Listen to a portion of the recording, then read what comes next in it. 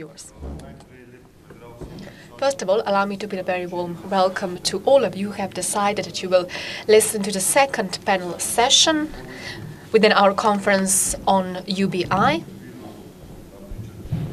The fact that there are so many of you here today witnesses that you all are aware of the importance of UBI, that this is an increased awareness on the part of the society, and I do hope that this free lunch for all of us meant that you are full of energy. My name is Daniel Popović. I have been also analyzing UBI within my PhD thesis, which is why the organizers asked me to chair this second panel session, which will talk about how to achieve UBI in times of social crisis. We will have guests from Serbia, Croatia, Belgium and Slovenia. First, Radoš Vidaković, who graduated also in the area of sociology at the Faculty of Arts at the University of Belgrade. He addressed UBI. He also has a scholarship from Dr. Zoran Đinčić Foundation. Then Mario Iveković, who is the president of the New Trade Union, and he has been working within the Croatian Umbrella Association. And we are extremely glad that the main advocate of UBI accepted our invitation, who is also one of the presidents and founders of VN Network. He is a professor of economic and social ethics. His name is Filip van Peris, who is also probably one of the most creative thinkers of our time. Right next to me, Professor Dr. Igor Pribec, who is an associate professor of social philosophy at the Faculty of Arts at the University of Ljubljana. He is one of the most prominent advocates of UBI in Slovenia, and we know him very well as he edited the Slovene proceedings entitled Free Lunch for All. He also co-edited the proceedings, which was published last year within the publishing house Krtina. So today, the majority of European countries are dealing with great problems. The unemployment rate is quite high. The Eurostat data reveal that in August, 25.5 million people in Europe were unemployed. And the only solution offered by politicians and economists today was to boost economic growth within these economies. And this level of uncertainty grew, and despite these measures, we are seeing the emergence of precariat, and this is becoming part and parcel of European labor market. And employments are not just uncertain and insecure, they are also atypical. It is said that the European Union should be the society based on knowledge. However, the Eurostat data reveals that there are about 5.5 million unemployed, which are younger than 25. First of all, I would like to give the floor to Mr. Vidaković. He will explain what is the current state of play and economic situation in Serbia and how well developed is the debate on. Just for the beginning, I would like to say that there is no debate on basic income in Serbia. The idea is almost unknown. And I think that it has a great future because of problems we are having in Serbia. So here you see the flag of Serbia, and it's included Kosovo, but all the data they are following are without Kosovo. So in Serbia there is 7 million 120,000 people living without Kosovo. And those are the key indicators for economy. So we have a very small GDP growth, but it's okay that we have it. We have a very big problem with export and import relation. Unemployment is pretty high. 23% in 2011, and this year it is already 26%. So wages are, average wage in Serbia is 372 euros. We have a budget deficit in this year, it is already 6%, and inflation is also near 10%. Our public debt is half of GDP, so it's 15.7 billion euros. But the key problem of our economy is we don't have enough production. So here is the data that we are producing in 2012, just 40% that what we have produced in 1889.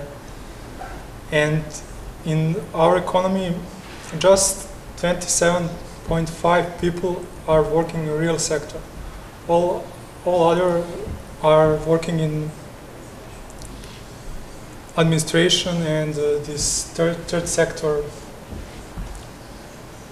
which is not so important for economy. So the most important part of industry is not developed enough.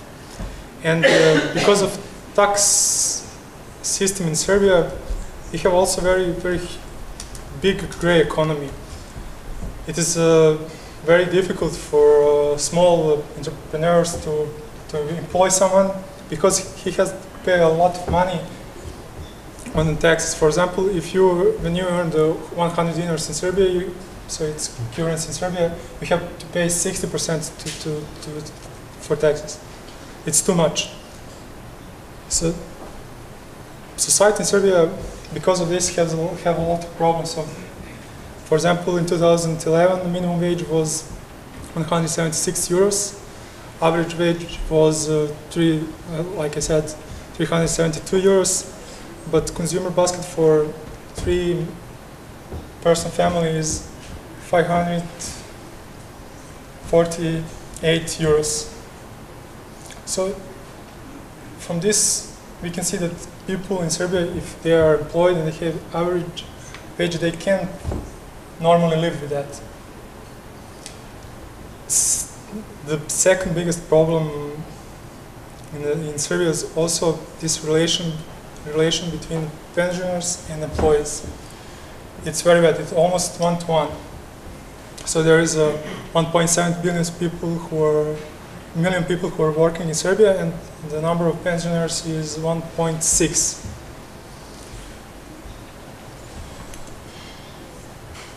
Also, the very big problem is brain drain. So according to World Economic Forum, Serbia is at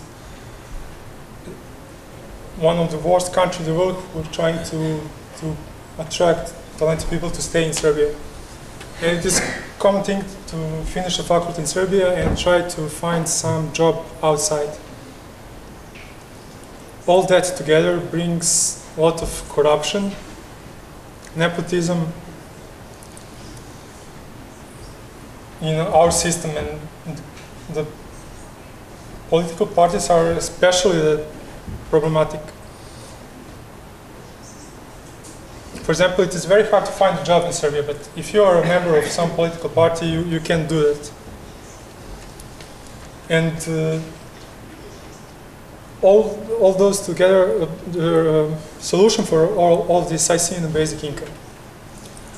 I think we have some rights, so our constitution guarantees some rights, but if you are not free, in the term of real free, like Professor Van Price wrote in his book, Real Freedom for All, I think that we can't use those rights. For example, the key problem in our economy is big influence of political parties. After every election, political parties are able to employ people, and in that case, because they are trying to help all the people who are members of political party, they will employ more people than we need. Because of that, we have this problem which I have shown, that just 25% of all employees work in the real sector. And it is common thing that in public companies or at administration at local or republic level, we have too many people. And because of this situation, we don't produce enough. And one very important thing how we survive all of this is with because of the fact that there are a lot of people who are living outside of Serbia, and they are sending almost every year they are sending 2.5 billion euros, and that helps a lot. So because of age problem, so here's this graphic just to show that we have less people, less children, but more people who are in age, and in 20 or 30 years, this relation between pensioners and employees will be worse than now. Here's some basic data about poverty in Serbia. So in 2010, absolutely poor were people who had less than 83 euros per month. So 83 euros at that time, it was enough, or it should be enough for nutrition, so to have enough to eat. But poverty risk in 2011 was 136 euros. So this data should be compared to EU standards. So there were 70.7% of people who were under poverty line in Serbia in 2009. Today, I am sure that this number is far, far bigger than this. And here we can see this second table that we can see who is the most affected with poverty. So most people in Serbia think that are the elderly, so above 65 years, but that's not true. The most affected with poverty are especially families with a lot of children. So we can see here that under the age of 13 there is a 13.7% of poverty. It's too big. So the poverty risk profile is that in rural areas in Serbia, in larger households and with a low educational level, we have a lot of poverty people. So we have very segmented society. So for example, in people who are living in bigger cities, they're living better. But when you go to, outside to rural area, it's far, far worse. So here's a list of social benefits in Serbia. So the income support for families without income is the most important way how Serbia fight against poverty. And for example, here stays it's 62 euros for one person, and it's go up with a number of members in the family. So if there is a 6-member family, they get paid 250 euros. So 62 euros is not enough for anything. I don't have any idea how people with 62 euros can survive 1 month. It is impossible to survive 1 month with 62 euros. Also, we have child allowance. It is 20 euros per month. It's not enough, and it's paid just to 4th kid. If you have 5 children, for 5th child you don't get child allowance, because Serbia, that's the explanation. They are thinking that it is enough to have 4 children. Everything above 4 is too much. At the same time, you have a problem because of aging population. So it's not clear why they still have. Why don't they allow also the child allowance for 5th member, 5th child, 6th child, and so on. Also, there is this parental allowance for 1st, 2nd, 3rd, and 4th children. It's paid in 24 payments, so it's not so much. So when you divide it with 24, it's not so much. And especially this pension are given to everyone who have pension less than 130 euros. And it is ad hoc social benefit. They just decided to introduce that when they saw that there is 1/2 million of people who are living with pension less than 130 euros. So here down you can see the number of families who are beneficiaries who have rights for income support for families without income. So from this here we can see that there is increasing poverty in Serbian society, and also this is just a number of people who survived that stigmatization and decided to go to ask for help. It is very difficult to get this help because you have to bring a lot of papers, a lot of work, and for example, if someone is very old, he doesn't have the power to go from one administration to another to get this support. Also, just to say, for example, if you want to get money for for pregnancy, I think that you need more than 80 papers. It's really too much. So because of this situation, I think that basic income can bring better days for Serbia. But because we are not so effective in the economy today, I think it's impossible to introduce one effective basic income. For example, just to introduce basic income with 120 euros for adults and just half of that sum for children, you will need 10.3 billion euros. It is too much. It is more than our budget. It is also 30% of our GDP. But with some tax reforms, with the goal to support employment, because if we make our taxes lower, there will be for sure more people employed, or at least they won't work anymore in a grey economy. Also, if we introduce higher value-added tax, it is impossible to make our domestic products more how to say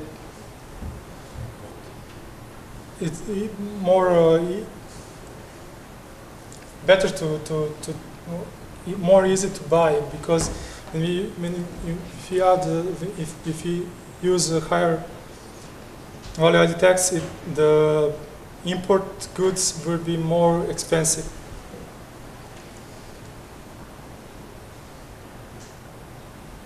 Also, it is possible to introduce bigger corporate tax, because just recently in October, at the beginning of October, the government of Serbia changed their tax rate. Before that it was 10%, today it's 12%. And it was, when it was 10%, it was the lowest one in Europe. And they introduced this low corporate tax because they are trying to bring in investors from outside of Serbia. And actually they are putting their strategy to bring investors who will open more workplaces. So in that way to reduce poverty or unemployment in Serbia. So if someone is coming to Serbia, he is getting if he open one new job, he's getting 10,000 euros per that workplace. And at the same time, you have the people who are suffering, they don't have to eat enough. So my suggestion is to introduce the basic income for children and basic income for all who are above age 65. In this way, we will reduce poverty, because if we introduce basic income with this amount of 65 euros for children and 130 euros for adult, so for age above 65 and above 65, that would be more than anything what we have from social benefits in Serbia. So, for example, if family with 10 children today, family with 10 children in Serbia is very poor, but with this income, with this basic income, they will survive. They will have some decent life, at least. Also, because of our big problem is pension system, introducing a basic income for all age 65 and above is opportunity to reform that pension system. Today, of this, we have budget of 7.2 billion euros. Almost 30% of that goes just to pensions, because it is not enough to finance them from contributions, because people don't pay that, and we have too many pensions. So this would be a great opportunity to reform a pension system in Serbia. So the main goals of this would be to reduce poverty, to stimulate population growth, to have more young people, and to make it better in the future. And as I said, reform pension system. Just after that, we can do extension to all citizens.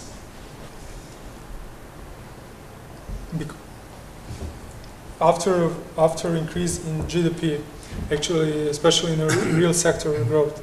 And I'm sure that after introducing the basic income for children and basic income for elderly, age 65 and more, there will be increase in industrial production. Also, because measures to change in tax system to be more easy to employ people.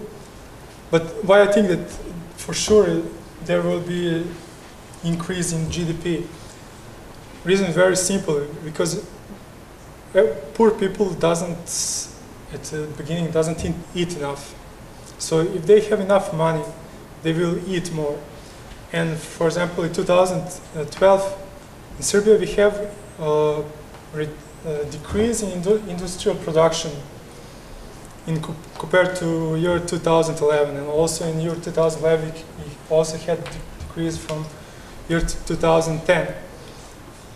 And also there is in this industrial production there is also decrease in the food production, what is very, very strange, because there is a lot of people who don't eat enough, and at the same time we have decrease in industrial production. So introducing the basic income is an opportunity to stimulate economy, and after that, when we have more industrial production, we will be able to introduce basic income for all citizens in Serbia. Also, this idea of basic income first to introduce basic income for children, actually it's universal child allowance and basic income for all age 65 is universal pension. Also, that would be the model which I expect to be accepted by all politicians or political parties in Serbia. At this moment, there is no debate about that, and it is clear that politicians don't have a strategy. They don't know how to solve these problems in Serbian economy. And how now we are more and more aware of that we are becoming very, very poor. It is something what we are not used to, because we used to live in former Yugoslavia, which was far better than other countries from East, and now things are changing. So at this moment, Serbia is for sure one of the worst places to live in Europe. And because of that, I think that basic income can show how effective it is. I think that in Serbia, basic income can prove how effective that idea could be. Ще минути, prosím, krátko čas. Okay, I will end up here. Hvala.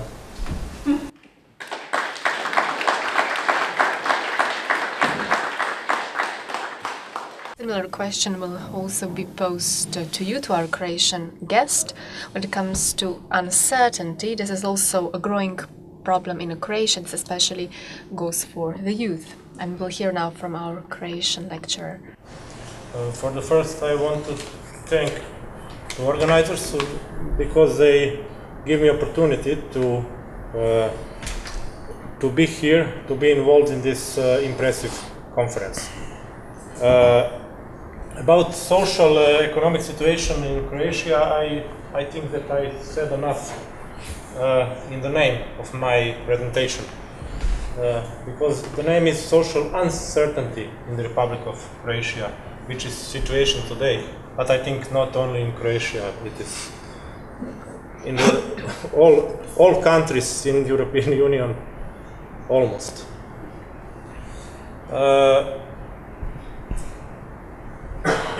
Who am I? First, I will present myself. I'm not Iveković, I'm Iveković.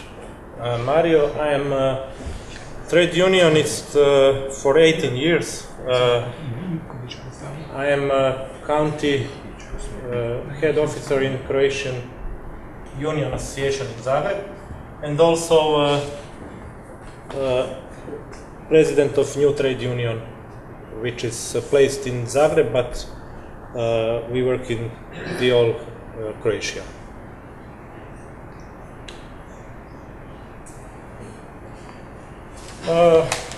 For whom is uncertainty in Croatia today? There are some categories of uncertain people. For the first, of course, unemployed people. We have more and more unemployed people every year in last 4 years. Then we have a big number of workers who are not received their salaries. I think that it is also a big problem for this worker. He work the whole month and then don't receive a salary. After you will see data about numbers, and then we have workers who are in danger of losing their jobs. Until 3-4 years ago, we had some sure places for working, but today nobody is sure. Everybody is in danger of losing job. Even in public sector we have big problems. And just today we have protest of workers in public sector in Zagreb. I hope that they did good. I don't know now. But our union gave support. Then we have unregistered workers, grey economy. We have big number of half grey economy. People who are working and they are registered at minimum wages. But of course they have rest money in cash. Then we have more and more temporary job contracts. Contracts for single job. I heard that in Slovenia also you have problems like this. And then work through agencies, outsourcing part-time work, and it is the newest thing, spin-off. It is our government is very inventive to find a new way how to put more workers out of their place, of their job. Spin-off. It is. They say that people in public service will organize themselves in private companies and they will be owners. And we have some practice in Croatia in this way, but in Ministry of Defense they did something like this, and about 20,000 people lost job. I think that it will be, if our government will have success also in health, in social security, and so on. If people have no right to a secure job, they also have no right to start a family. They have no right to buy a home. They have no right to loans. They have no right to have children. And they have no right to be member of a union. It is situation in Croatia today. We have especially young workers in this situation. They haven't nothing. What is?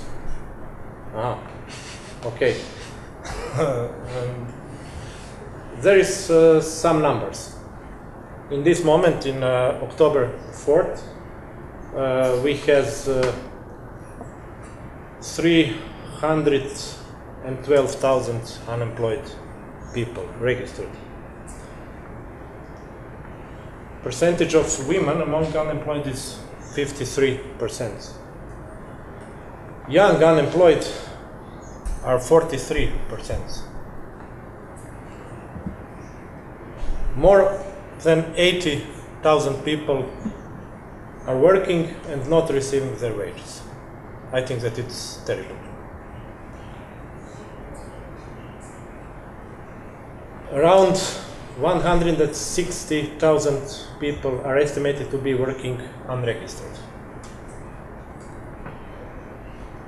More than 90% of the young who get employment are offered temporary employment contracts. It is 88 new contracts in general, and among young people, 90%.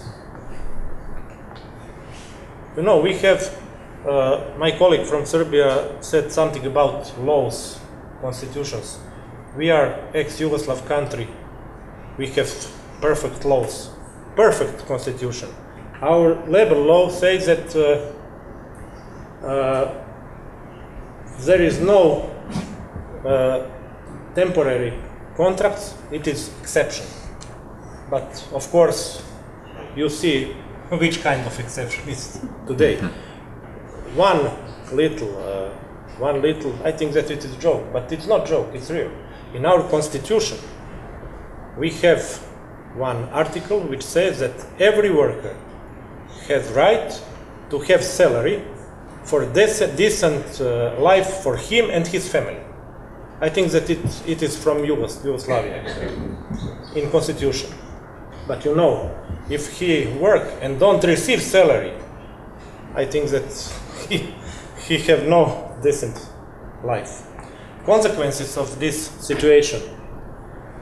Young employees are insecure and unprotected. Of course, if they cannot join to the unions, I think that it's no way to defend their rights also. They are not right, they are without rights guaranteed by law. They are in fear, uncertainty, and also poverty. There are two most vulnerable categories on the Croatian labor market.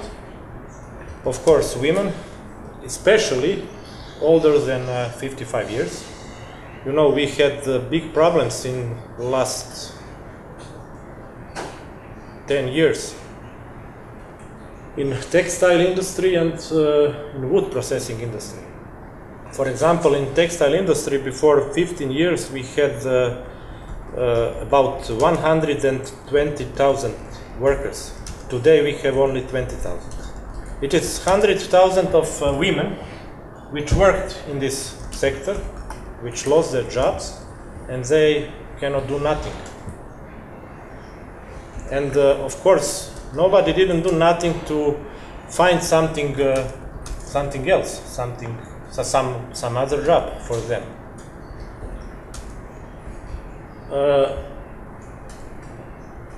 Young people, we have more and more alternative work for the young. Their work is up to 5 times less paid.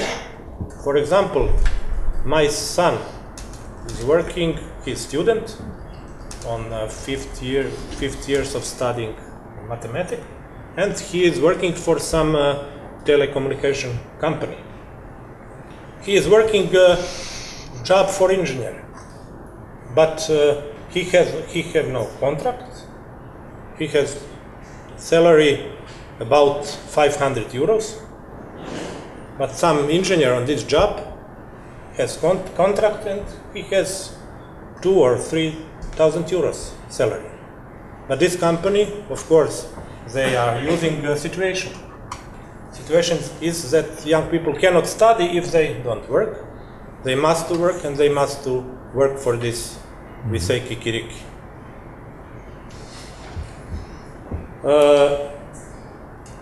Then it is also our inventive government. This year they found new way for young workers. It is, they say, we will give them opportunity to work 1 year without contract, without job, and they will receive 1,600 kunas. But you know, minimum wages in Croatia is more than 2,000 kunas. They are working today for less than minimum wage. They have no social security, they have no pension funds and nothing. But of course, government say now they can work, they have something, and it is okay. I don't know how, but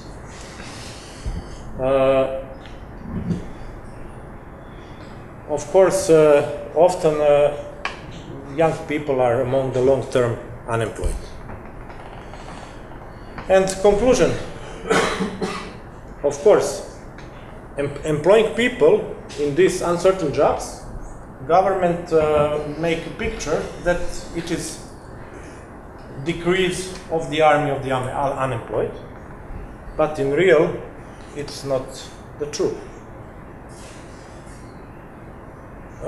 Permanently employed and employed in stable jobs are becoming minority in Croatia.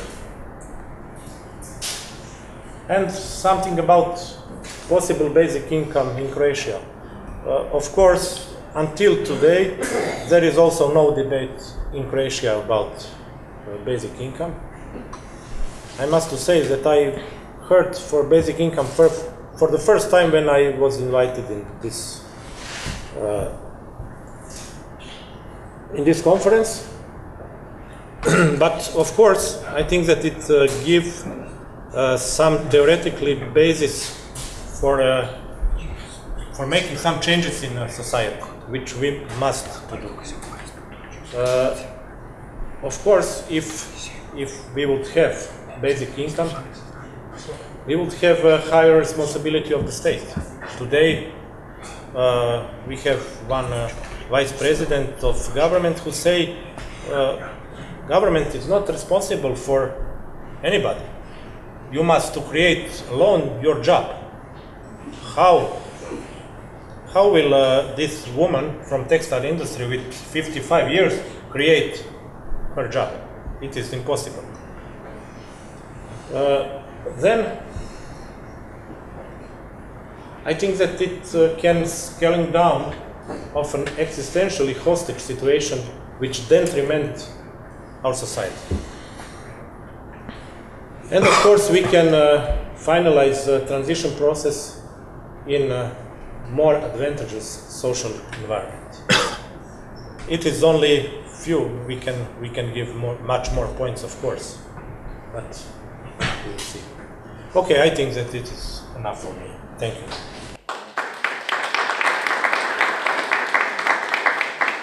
Besedo sedaj predajam profesorju Van Paraju. Right, so our task was to speak about the relationship in particular between basic income and segmented societies in the time of crisis. Now, as a Belgian, I still have the privilege of being a citizen of a segmented society, which you Slovenians no longer have. Of course, as a citizen of Yugoslavia, those who were old enough to have known that period, you were citizens of segmented society in this particular sense, which I'm taking here, which is a country in which you have different ethnic groups or national groups in particular separated by different languages and therefore with different medias, different public opinions and so on. Okay, so I still have that privilege. I think I can safely say that even my grandchildren will have that privilege because we happen to have a city called Brussels on our territory, and Brussels is not our Ljubljana, it's more like our Sarajevo or our Jerusalem, so no one will give it up, and so the two segments of our society will be stuck together forever. So, of course, it's not about that segmented society I'm going to speak, because the European Union as a whole is, of course, a segmented society, separated by these many languages with the public opinions associated to it, and all the difficulties that go hand in hand with this segmentation. When you have a segmented society, there is a legitimate, particularly strong grip of the so-called subsidiarity principle. The principle that says, please try to organize democratic decision-making at as low a level as possible. That is because in those segmented society, that's a level at which people can discuss in their own language. So would you like, as Slovenians or as Croatians, as Serbians, would you like as Slovenians all the aspects of your social policy to be discussed and decided on far away from where you live by the European Commission or the European Parliament? Would you like that to be decided by the representatives of 500 million people far away? People who are insensitive to the specific discussions in your country? No, you wouldn't like it. You want as Slovenes to have an active discussion about the shape of your pension system, about what should be covered by healthcare, about what it means to be involuntarily unemployed, all these things. It's far better to have a democratic decision in Slovenia, by Slovenians, rather than to have it decided very far away by a European Commissioner who may not speak your language in all likelihood, who is insensitive to the particular things you care about. So as soon as you have a segmented society, there is a very strong case for subsidiarity. Let the people talk about it and decide in their own language. So why not devolve everything and leave everything at the level at which it is? That is, at the level of each national, linguistically more or less homogeneous community. Well, there is one fundamental reason for not doing that, which is that the smaller the scale today at which redistribution operates, the less sustainable it is, economically speaking. We have something in Europe which in some respects is marvelous. It's called the 4 freedoms. Freedom of movement of capital, freedom of movement of goods, of services, and of people. Now this has had a major impact, including and in particular on inequality between the various components of the European Union. It has had a massive impact in reducing inequalities between the various parts of the European Union, but even more between the various populations of the European Union because of migration. Of course, all the Romanians, the Bulgarians who moved westward to the point that the population of Romania and Bulgaria has been decreasing significantly. Well, they moved because their fate improved there. So irrespective of the equalization across countries, which happened statistically, the Gini coefficient for Europe as a whole, the index of inequality has decreased, in part because of the migration, in part because of delocalization, as it's sometimes called. So this, you could say, is a good thing, combined with non-discrimination between citizens of the EU, etc. But it has one major impact, which is that what the European or some European nation states managed to do quite well for many decades, essentially since the Second World War, in some cases for a longer time, namely to redistribute between their citizens, this becomes increasingly difficult and is even more is perceived as being increasingly difficult, increasingly risky. Risky because the more generous your welfare system is, your redistribution is towards the worst off in your society. Given the free migration and the non-discrimination, the more attractive you become for the net beneficiaries who may come from all over the European Union, and we see that happening in particular now with many Spaniards who claim benefit in Belgium and they have friends there, etc., without ever having been there. So the more generous your system is, the more attractive it is for net beneficiaries. And the more generous it is, of course, the more you need to tax your own businesses, directly or indirectly, or the juicier taxpayers on your territory, and they then find all sorts of ways either to move out or to develop elsewhere, or to move fictitiously to another country by claiming they are elsewhere where the tax treatment is better for their particular business. So as a result of that, in fact, the degree of redistribution within each country has shown a downward trend, which is not fully shown by the usual statistics in terms of the share of social expenditure in GDP, etc. But so the extent of redistribution, the extent to which the richer people can effectively be taxed, has reduced considerably in these countries. And the trend, of course, the more this mobility becomes a real fact, the more difficult it is, economically speaking, to make a generous redistribution sustainable. If you look at the United States, where this free movement between states and between the 50 states has been present for a longer time, well, it's of course no accident that there is practically no redistribution happening at the level of each of the individual states, and the bulk of the interpersonal redistribution in the US is at the level of the United States as a whole, at the level of the federal state. And so in Europe, the big challenge is really there, that with these four freedoms, the freedom of movement, of capital goods, services, people across borders, national level redistribution becomes increasingly difficult, economically speaking, but at the same time we haven't developed the political capacity to organize redistribution at a high level. So that there is really a high danger that not only shall we be doing gradually as badly as the United States, which we usually poo-pooed, we West Europeans, which we poo-pooed as saying, well, we have the big, the wonderful, generous European social model, and look at these pathetic Americans who have a really miserable sort of welfare state.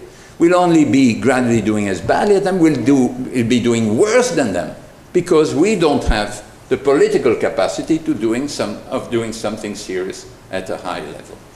And one of the obstacles is, of course, that we Europeans form a more deeply segmented society than the Americans do, because they have a common official language, and there are many people with different mother tongues in the United States, millions, but there is convergence to the learning of a single language, which is the language of public discourse all over the United States.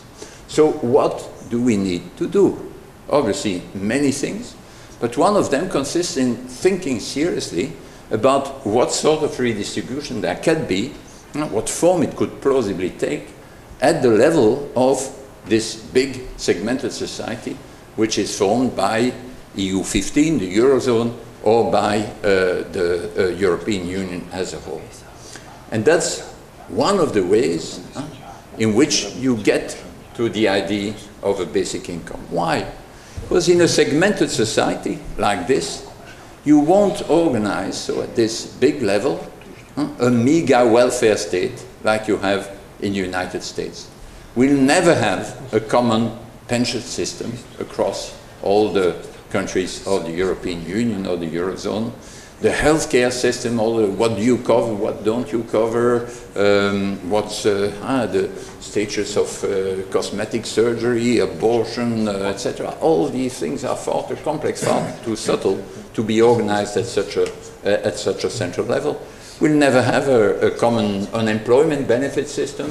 We'll never have an assistance, a social assistance system that will be similar, because social assistance will need to define what exactly do you take into account in assessing the means of a particular household, how do you take the family composition into account, what sort of expectation do you have on the part of the people in this situation, etc. You'll never have. What could you have? You can only have something very simple, very elementary, and that means something like a basic income.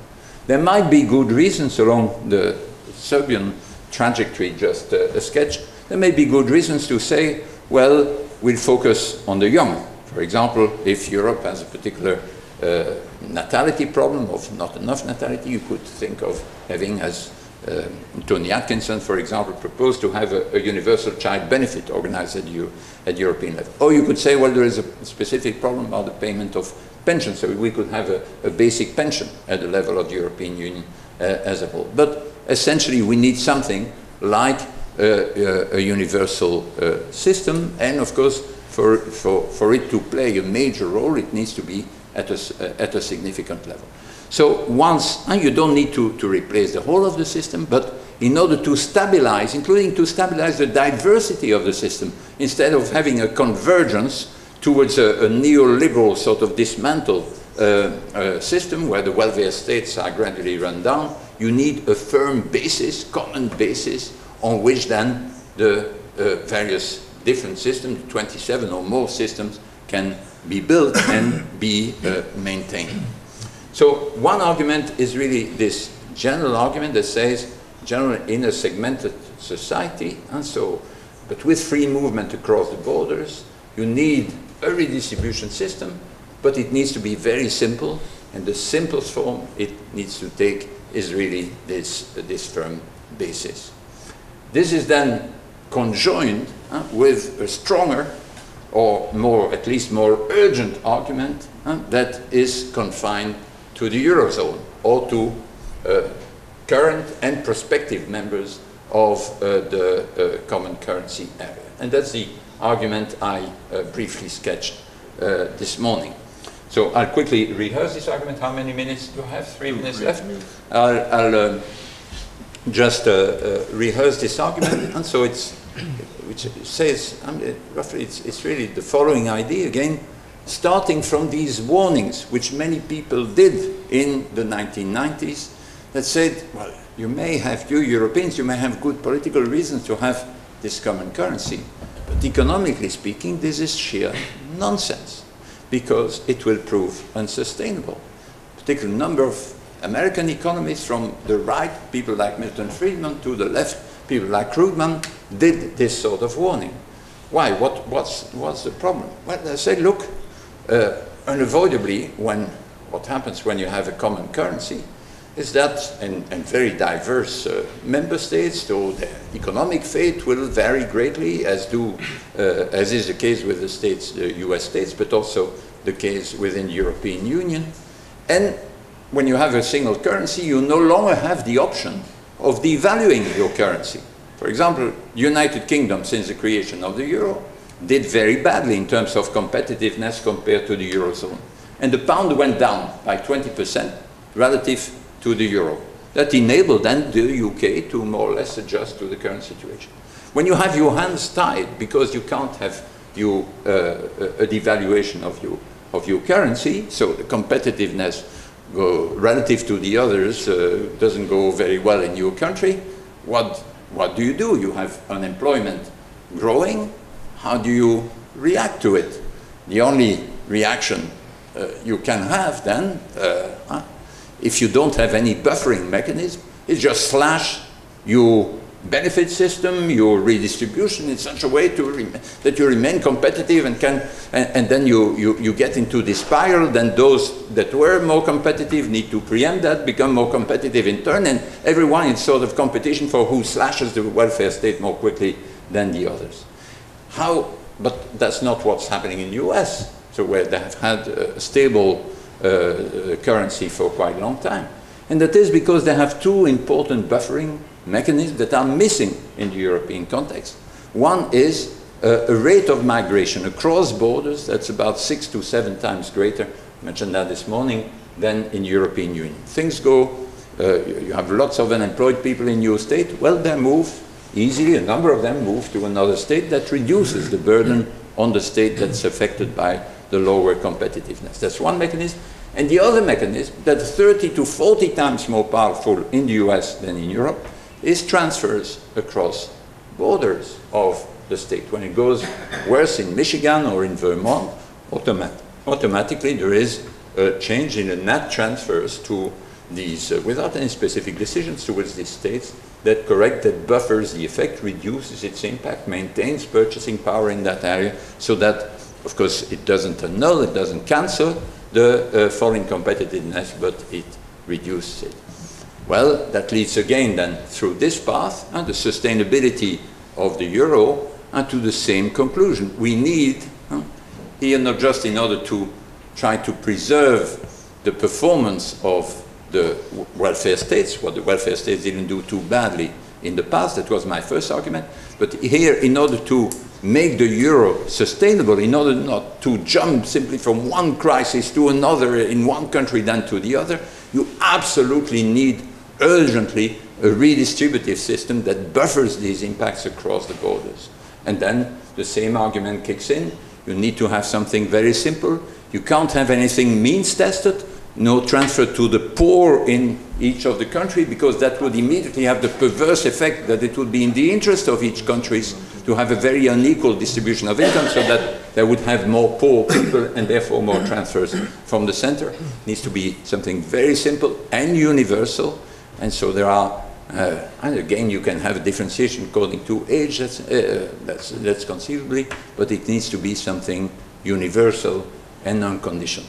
These are two ways, one more general, one more specific to the Eurozone, of getting to the same conclusion, which is in the sort of segmented society which we've become. We were segmented before, but we didn't form something like a common society.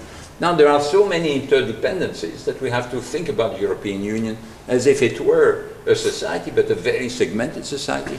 And in that context, the only way of saving our national redistribution systems, but also of enabling us to retain our common currency, which has also a number of advantages, is to organize what I call a euro dividend.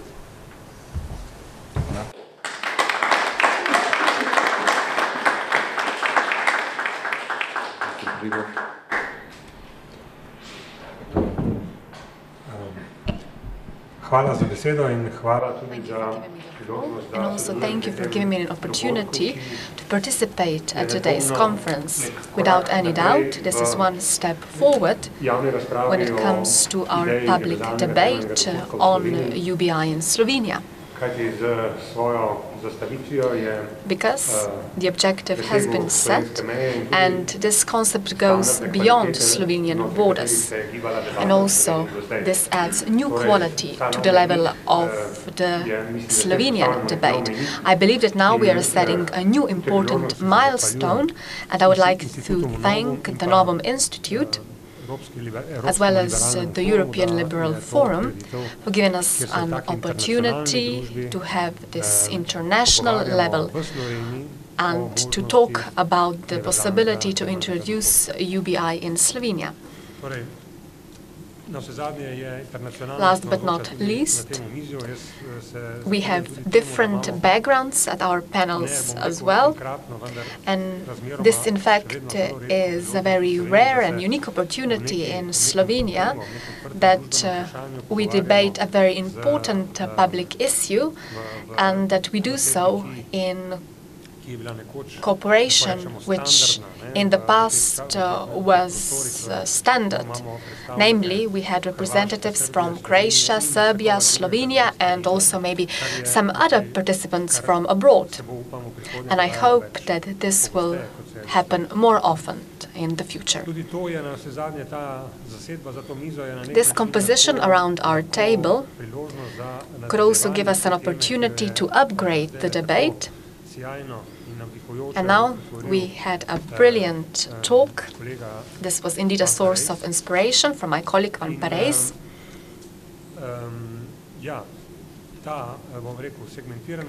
And this segmentation, as it has been presented, was also present in times of the former Yugoslavia. I'm speaking about linguistic segmentation. And then there was also a problem of political segmentation within former republics of Yugoslavia. And this is also reflected in the composition of today's guests, so we can revisit the topic once again. When it comes to my contribution, I said, why don't we have any revolt against the process of precarization? It seems that we are now brutally faced with the precariat within our society. But why then no revolt, you might ask? This topic, this issue I will address is the most logical thought or logical question. This naturally comes to mind upon hearing from brilliant arguments also presented by our guests. So what are the root causes of today's global crisis? We heard about that from our Professor Guy Standing this morning. And it might seem self-evident that we should assume that well, we are dealing with some sort of political movement which is politically articulated, that we will come up with a demand for UBI, and that in this way things will remedy, and these destructive forces, these destructive consequences brought about by globalization processes will be put an end to, and that they will be reversed, and that we are now managing affairs. In my opinion,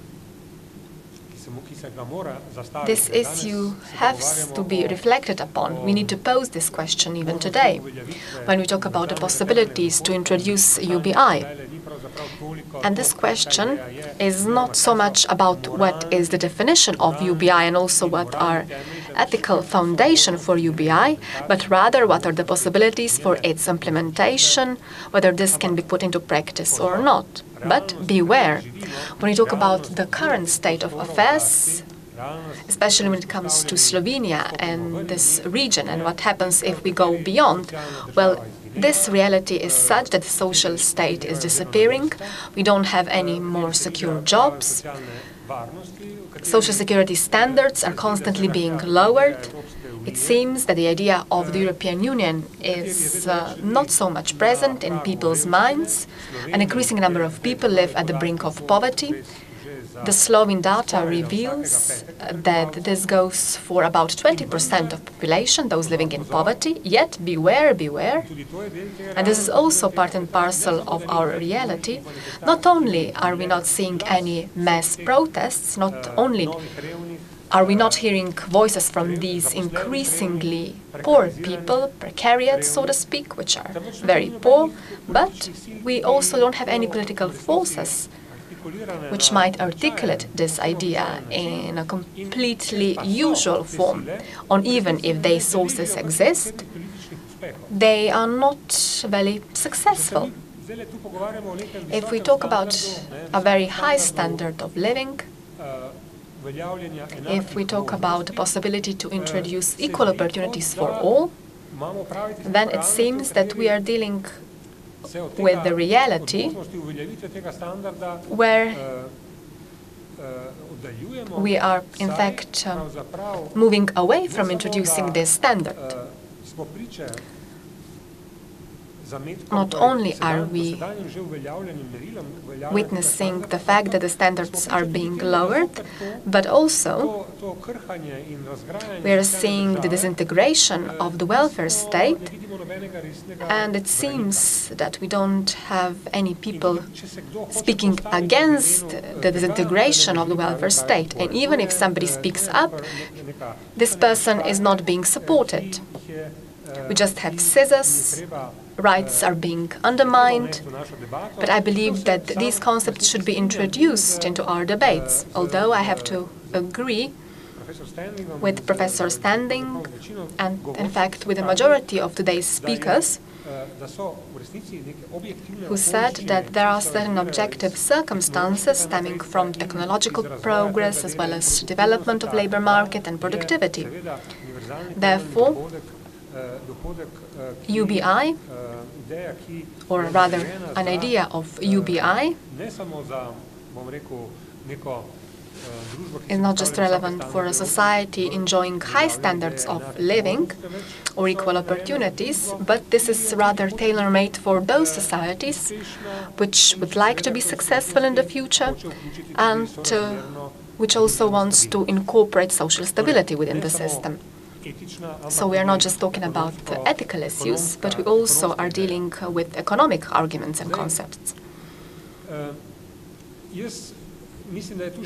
I also believe that there is also one additional element which needs to be more clearly defined, and it is also has been alluded to today on a number of occasions.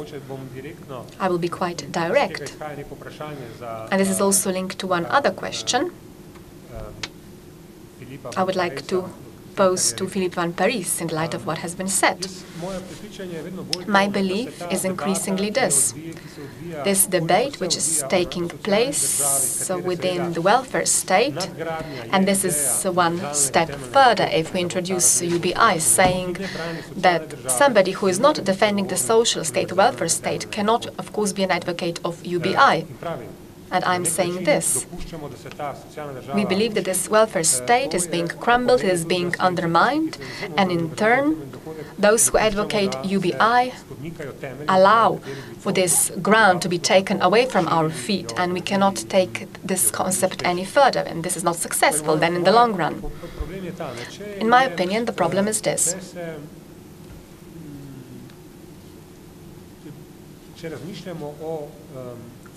If we think about the welfare state, social state within national boundaries, then we limit our debate. And this has been rightly put by Philippe van Parijs, because this society speaks the same language as a principle, not always, but for the majority of cases, and it is close to us in terms of culture, and we can reach an agreement. But this can be counterproductive, and the results might contravene our wishes, because higher redistribution at national level, especially if we are talking about a small state such as Slovenia, or even if we have a bigger state, this is not feasible in the long run. And in this case, globalization is very important, and this globalization means that these additional costs would also mean that competitiveness will be lowered, and of course you will have problems when it comes to the economy. But my question would be this. Well, let me go even further, and then I will put a question. When you talk about UBI, to date, we talked about possible introduction at 3 levels, so global level, European level, and national level. But of course, it is quite clear that, theoretically speaking, the global level should be the most adequate level. This would be the best solution. Why? Because the vocation of universality, of humanity, which is linked to UBI, can be best maintained and upgraded at the global level. Probably it would be the most easy thing to have UBI in a state which is quite homogeneous, such as Slovenia, which has a relatively high standard of living. Slovenia might be a good example for this. Post-socialist transition countries are, in my opinion, countries which are quite characterized by high social solidarity, and if we have one factor, such as cultural homogeneity, which Slovenia undoubtedly has, maybe Croatia and Serbia not as much, but still, then, in my opinion, these principles mean that we have a firm basis in order to introduce UBI, but there is one argument well explained by Van Parijs: this is a no-go. And this, in fact, is a challenge. And Van Parijs, in fact, explained very clearly why this cannot be done. So he said that the EU, in fact, is the reality. This should be the level where it might be a good idea to introduce UBI, and that we should strive for this. Of course, there is a problem of segmentation. This also goes for the national level, because no profession, no vocation wants to have problems such as precarization. This was also mentioned by Filip Van Parijs. And when it comes to precariat, unfortunately, this might be a good capital, sad to say, and this might be a good basis to reach a consensus in order to introduce UBI. But I have one problem. If Europe is our trump card, then there is a very concrete question. Because my time is up, I will just end on this note, and this is a question or a challenge for Van Parijs. What do you think? You also proposed in the morning that UBI at the European level should be funded from a certain form of VAT. And I believe that you also said that this VAT could increase by 1 or 2 percentage points. So whether this process, or rather dependency on global markets, is not, in your opinion, even for Europe, a too important factor for this idea to take root at European level?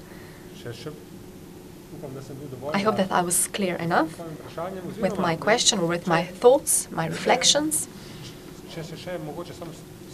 Or maybe a sentence or two to dispel all doubts. We might disregard Marx. We can not agree with his notions, but today, even more, one thesis by Marx is coming to the fore. And this is one of the basic principles behind his work. Maybe it is not so important when it comes to excessive value, but what comes to light is this. Capital is working globally and political choices take place locally, so this is this segmentation. My question would be this: whether this European identity is strong enough, whether it has taken root so that we can introduce this UBI, and whether we can oppose the global market in such a way. I think I'll have to take your question. I need to leave in 3 minutes in order to catch my plane.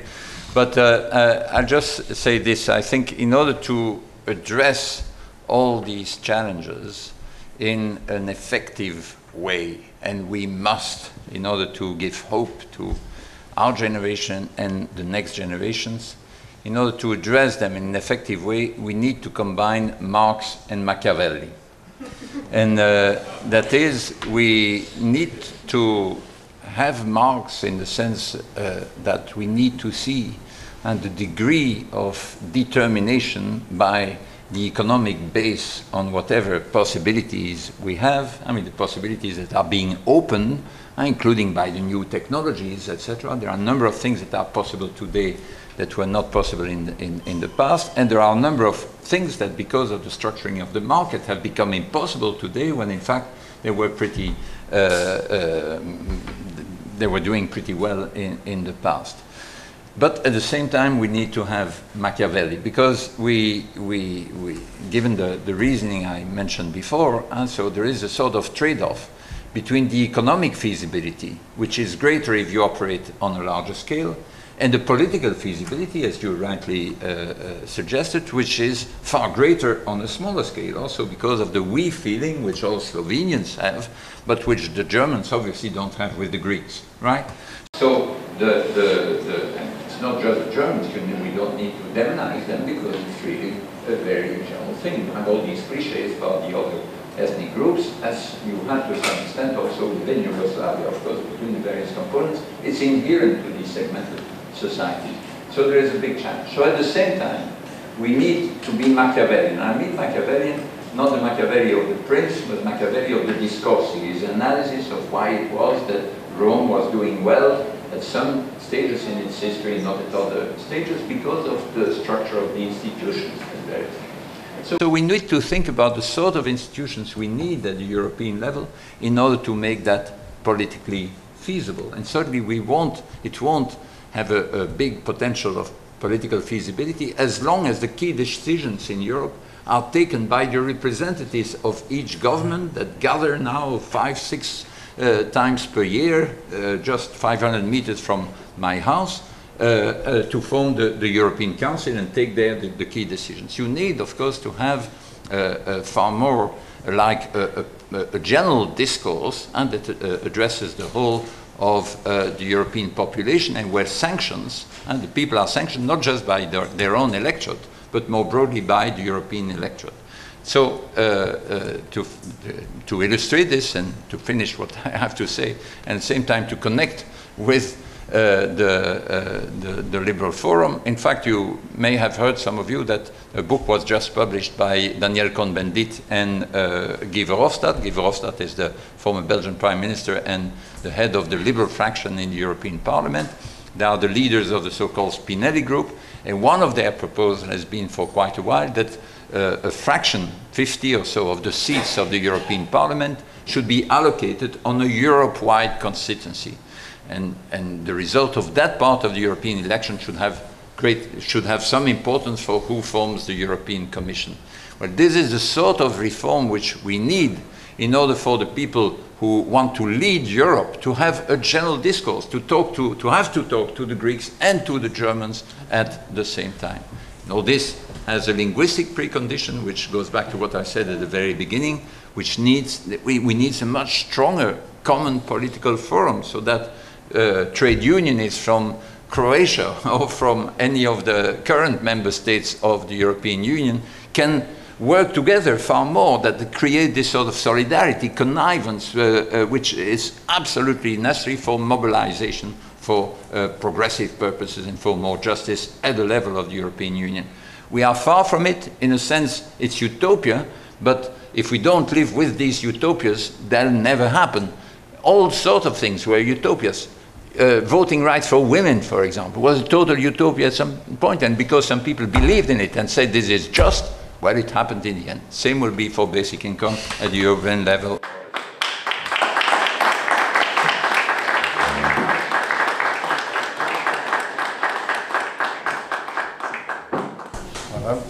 Sedaj vabim občino, da gostom zastavi tudi vprašanja. Lahko pa tudi komentarje na že povedano. Izvolite. Which would relate to Philip, but we will speak later, perhaps.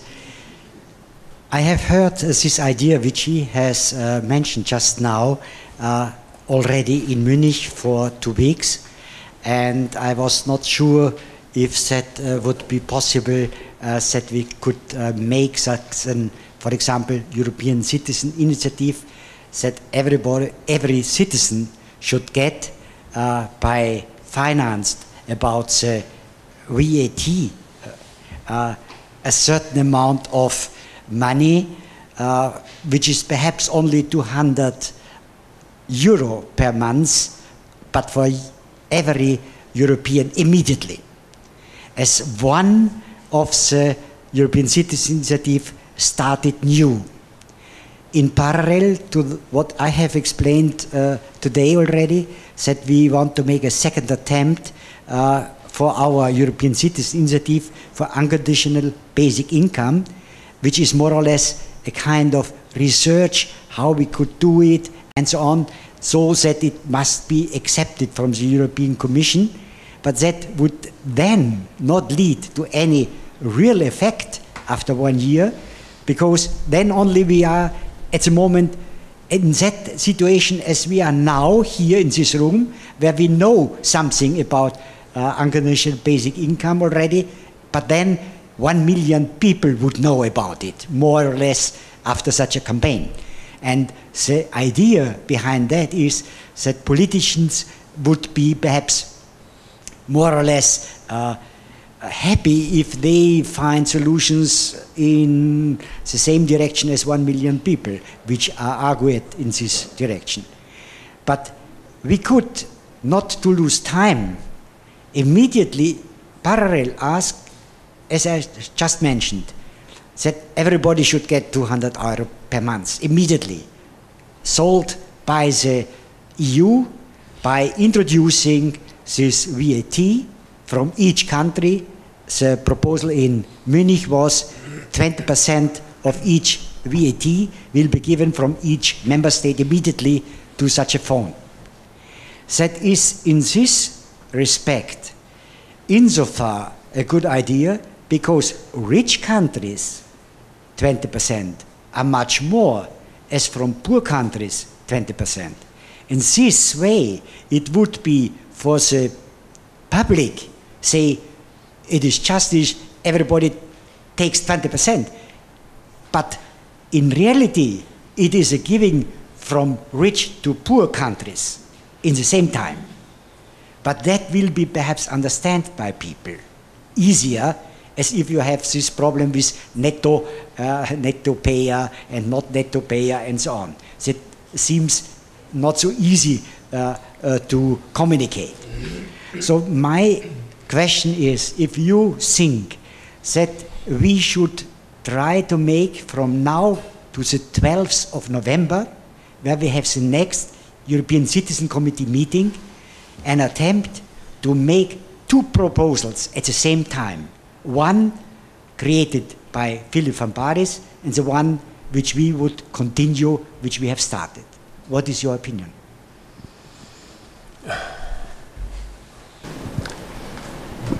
Well, I must say that I'm not aware of the possibilities, of the two possibilities that you have just mentioned, to have two initiatives within the European Parliament to promote the idea of UBI at the level of the European Union.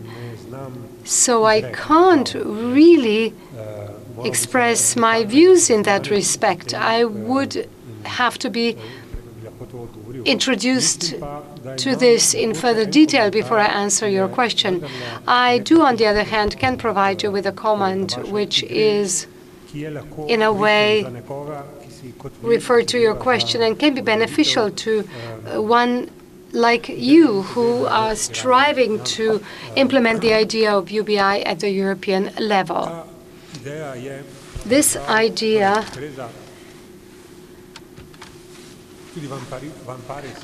actually, Van Parijs mentioned this a number of times already.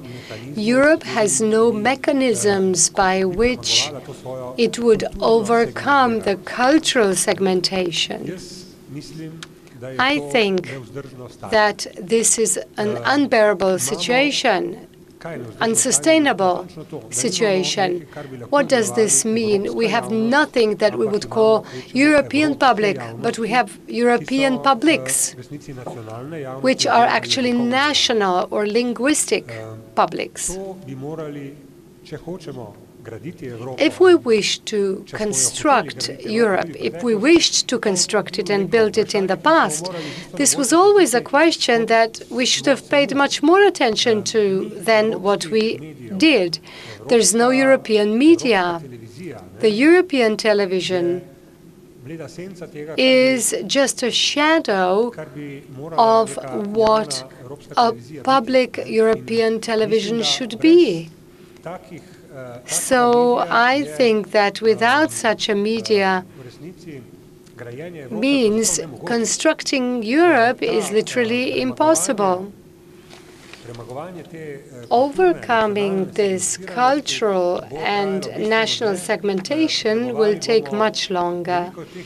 We will need a number of Erasmus generations in order to build some feeling of belonging to Europe, which by strengthening a public television or a public radio, which in some way should resolve this Babylon question of a network of languages. But I don't think that we should say nothing can be done. So within this media, such topics such as the operation of the European Parliament and the possibility of the civil initiative by which the nationals can transnationally influence its work would have a necessary role. I see it as a tool through which such ideas as this very thing, strengthening European citizenship with the idea of allocation of UBI could be strongly strengthened. I see it as a win-win situation.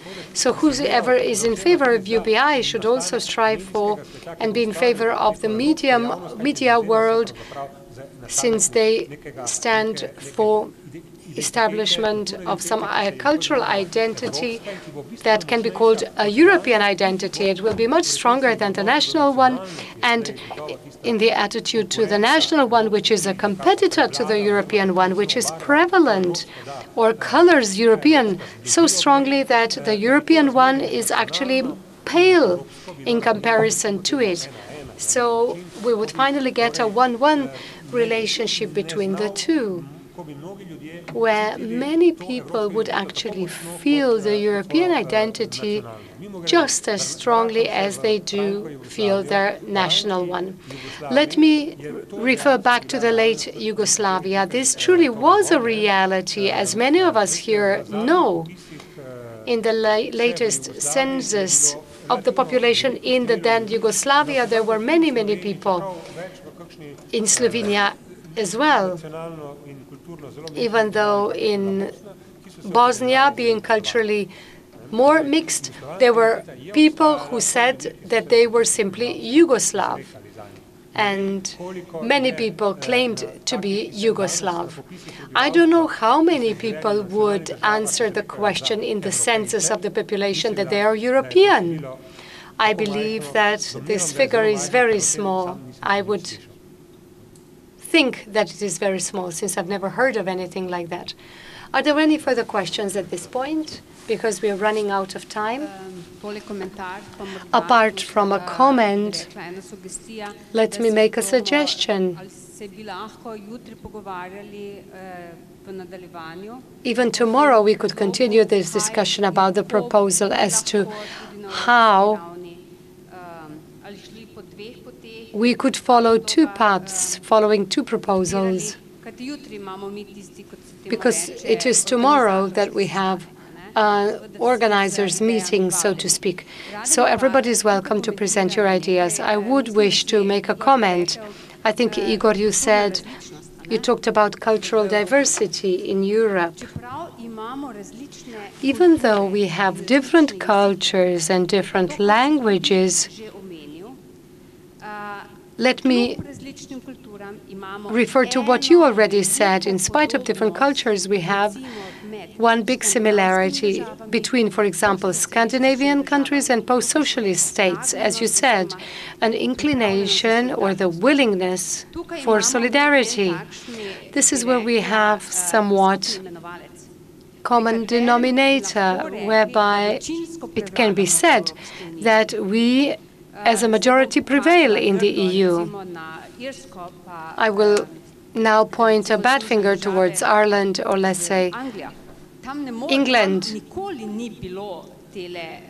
They never had such a strong social state,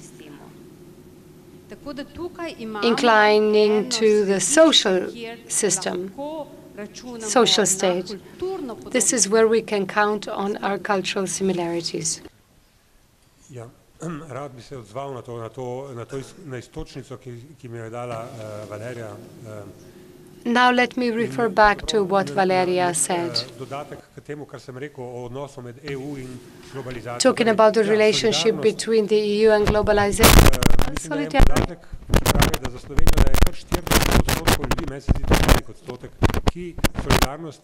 proportion understand solidarity as a very, very important value.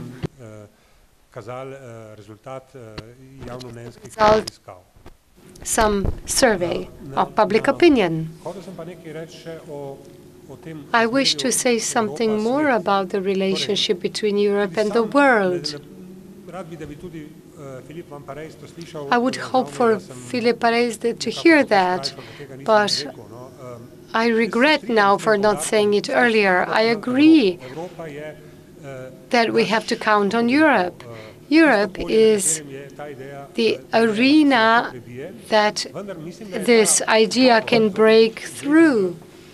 But I believe that this agreement about the operation of societies where there's no basic human protection in place is a serious objection against some huge constructions such as EU wishing to implement this. I wouldn't wish for it to be interpreted as something that should completely stop our endeavors to introduce UBI in the EU. Quite the contrary. I believe that these two things have to be combined. The implementation of UBI in the EU should, in my opinion, in some way be protected against globalization influences, which can be done in such a way that the EU sets up some more serious foreign policy that we don't even have, and that the core of foreign policy of the EU is the demand for the implementation of human rights, the standards of social state, its own standard, its own cultural matrix, as well as DNA, if you will, at the global level. In this way, of course, the chances for survival of the model of social state, that the ambassador of which is Europe, can survive. And this is what I wish to add to what I said before. For example, we need to strive for, even though it's a minimum step, it's symbolically a very big step, the introduction of Toby tax at the global level.